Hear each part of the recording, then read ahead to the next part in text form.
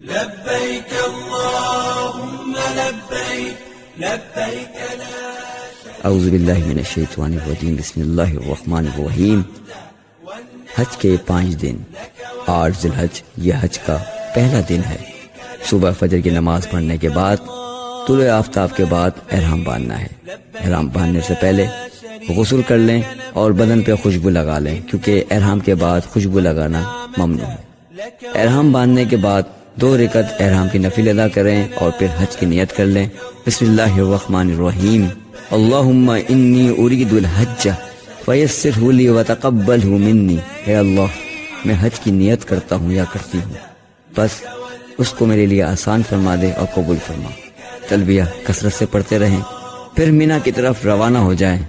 ظہر کی نماز سے پہلے مینا میں پہنچنا اور مینا پہنچنے کے بعد 8 ذی الحج کو 5 نمازوں کا اہتمام کرنا ہے: ظہر، عصر، مغرب، عشاء اور فجر۔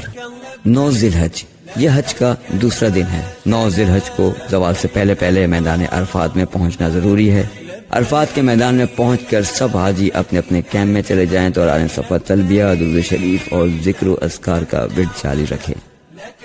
زوال کے بعد جو وقت ہوتا ہے میدان عرفات میں، وہ وقوف عرفہ کا وقت ہوتا ہے۔ وضو کا اہتمام کرنے اور بار بار یہ دعا پڑھیں: سبحان اللہ والحمد للہ ولا الہ الا اللہ۔ حضرت جابر ابن عمر رضی اللہ تعالیٰ عنہ سے روایت ہے کہ جناب رسول پاک صلی اللہ علیہ وآلہ وسلم نے فرمایا کہ جو مسلمان عرفہ کے میدان میں زوال کے بعد قبلہ رخ ہو کر یہ دعائیں پڑھے: لا الہ الا اللہ وحدہ لا شریک لہ لہ الملک ولہ الحمد وہو علی کل شیء قدیر، جو یہ عمل کرے گا تو اللہ تعالیٰ فرشتوں کو مخاطب کر کے فرمائیں گے کہ اس بندے کی کیا جزا ہے جس نے میری تسبیح کی، میری تکبیر کی، میری تعظیم کی اور اس نے میری تعریف و ثنا کی۔ تو فرشتوں گواہ رہنا کہ آج میں نے ان تمام لوگوں کو بخش دیا جو یہاں میدان عرفات میں جمع ہیں، اور ان کی شفاعت فرما دی۔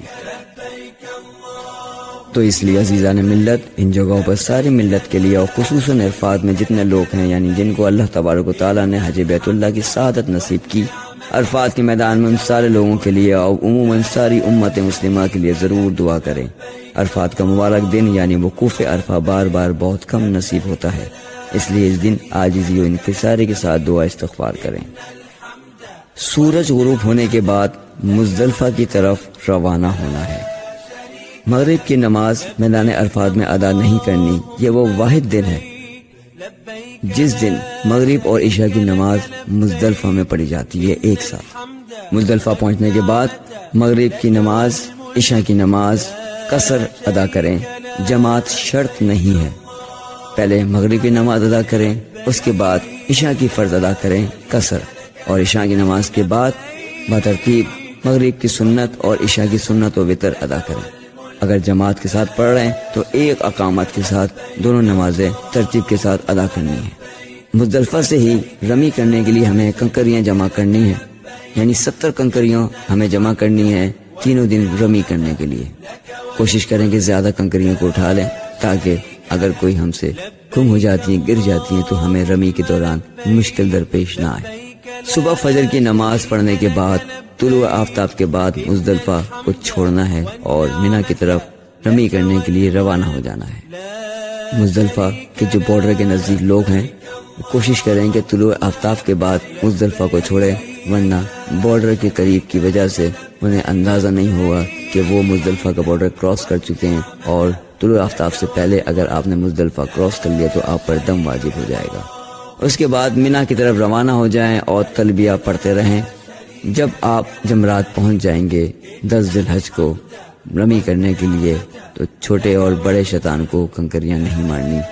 سب سے بڑے شیطان کو ہمیں 7 کنکریاں مارنی ہیں، اور کنکریاں مارنے سے پہلے ہمیں نیت کرنی ہے کہ میں 7 کنکریاں مارنے کی نیت کر رہا ہوں یا کر رہی ہوں، اللہ تعالیٰ کو راضی کرنے کے لیے اور شیطان کو ناراض کرنے کے لیے۔ اللہ تعالیٰ اسے قبول فرمائے اور آسان فرمائے۔ اس کے بعد ایک ایک کر کے کنکریاں ہمیں مارنی ہیں، بسم اللہ اللہ اکبر کہتے ہوئے۔ یاد رہے کہ ہر ایک کنکریاں مارنے سے پہلے ہمیں نیت کرنی ہے۔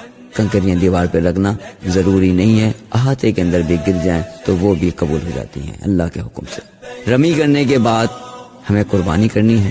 اگر آپ اپنے کمپنی کے تھرو قربانی کر رہے ہیں تو آپ اپنی کمپنی کے معلم کو کال کر کے بتائیں گے کہ آپ نے رمی کر لی ہے، تو آپ کا معلم آپ کو کال بیک کر کے قربانی کی کنفرمیشن دے گا کہ قربانی ہو گئی ہے، تو اس کے بعد آپ حلق کروائیں گے اور احرام کھول دیں گے۔ یاد رہے جب تک معلم کی کال نہ آئے جب تک آپ حلق نہیں کروائیں اور ویٹ کریں اس کی کال کا۔ قربانی کرنے کے بعد ہمیں حلق کروانا ہے یعنی سر مڑوانا ہے، اس کے بعد ہم احرام کھول سکتے ہیں۔ اب ہم احرام کی پابندیوں سے نکل جائیں گے، لیکن ایک پابندی میں ہم رہیں گے، وہ ہیں میاں اور بیوی کے ازدواجی تعلقات۔ طواف زیارہ حج کا ایک فرض رکن ہے، وہ ہمیں ادا کرنا ہے، اس سے پہلے ہم اپنے ازدواجی تعلقات کو قائم نہیں کر سکتے۔ طواف زیارہ کرنے کے لیے مکہ معظمہ جائیں اور جا کے طواف زیارہ کی نیت کریں، اور یاد رہے طواف زیارہ 10 ذی الحج سے لے کے 12 ذی الحج کے مغرب تک ادا کر سکتے ہیں۔ 10 ذی الحج کو طواف زیارہ کرنا افضل ہے۔ اور یہ بات ذہن نشین کر لیں کہ طواف زیارہ حج کا ایک فرض رکن ہے، کسی بھی وجہ سے اگر طواف زیارہ ادا نہیں کر سکے تو حج مکمل نہیں ہوگا۔ طواف زیارہ کا طریقہ وہی ہے جیسے طواف کا طریقہ ہوتا ہے، لیکن طواف زیارہ کی نیت یہ کرنی ہے کہ میں 7 چکر طواف زیارہ کی طواف کی نیت کر رہا ہوں یا کر رہی ہوں۔ اللہ تعالیٰ اسے قبول فرمائے اور آسان فرمائے۔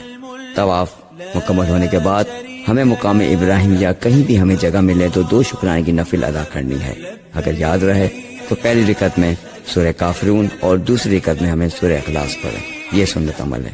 شکرانے کی نفل ادا کرنے کے بعد ہمیں صحیح کرنا ہے، یہ واحد طواف ہے جس میں صحیح کرنا لازم ہے۔ صحیح کی نیت کچھ اس طرح ہے، میں طواف زیارہ کی صحیح کے 7 چکر کی نیت کر رہا ہوں یا کر رہی ہوں، اللہ تعالیٰ اسے قبول فرمائے اور آسان فرمائے۔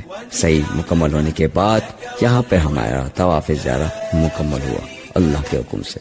اور ایک بات ذہن نشین کر لیں، اگر طواف زیارہ 10 ذی الحج کو ادا کیا ہے تو 10 ذی الحج سے لے کے 12 ذی الحج تک ہمیں مینا میں قیام کرنا ضروری ہے۔ 11 اور 12 ذی الحج کو ہمیں رمی کرنی ہے۔ رمی کرنے کا وقت طلوع آفتاب سے لے کے غروب آفتاب تک کا ہوتا ہے۔ 11 اور 12 کو تینوں شیطانوں کو 7 کنکریاں مارنی ہے، یعنی 11 ذی الحج کو ہمیں 21 کنکریاں مارنی ہے اور 12 ذی الحج کو بھی ہمیں ٹوٹل 21 کنکریاں مارنی ہے۔ یعنی اس کی ترتیب کچھ اس طرح بنتی ہے کہ پہلے چھوٹے شیطان کو 7 کنکری ماریں گے، اس کے بعد درمیانی شیطان کو 7 کنکریاں ماریں گے، اس کے بعد بڑے شیطان کو ہمیں 7 کنکریاں مارنی ہے۔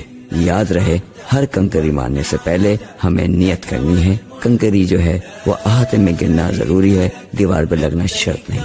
12 ذی الحج کے بعد ہم مکہ معظمہ جا سکتے ہیں، لیکن اگر نماز فجر ہم نے منی میں ادا کر لی تو ہمیں 13 ذی الحج کو بھی کنکریاں مارنا تینوں شیطانوں کو لازم ہو جائیں گی۔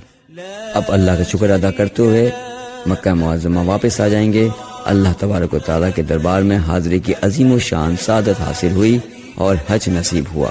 ساری عمر کی دیرینہ تمنا اللہ کے فضل و کرم سے پوری ہوئی۔ اس کے بعد جب تک آپ اپنے وطن نہ جائیں، حرم شریف کی نماز کوشش کریں کہ با جماعت پڑھیں، نفل طواف کریں۔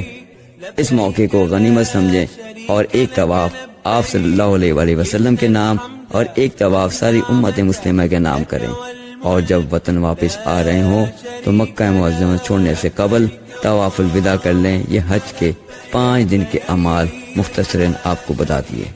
ہم اللہ سے دعا کرتے ہیں کہ اللہ ہمیں بھی اور ساری امت مسلمہ کو بار بار حج بیت اللہ کی سعادت نصیب فرمائے۔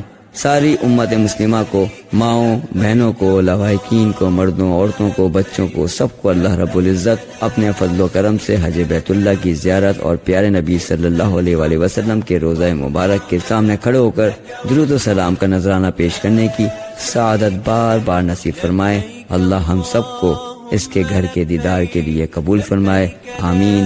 وآخر دعوانا ان الحمد للہ رب العالمین۔ السلام علیکم ورحمۃ اللہ وبرکاتہ۔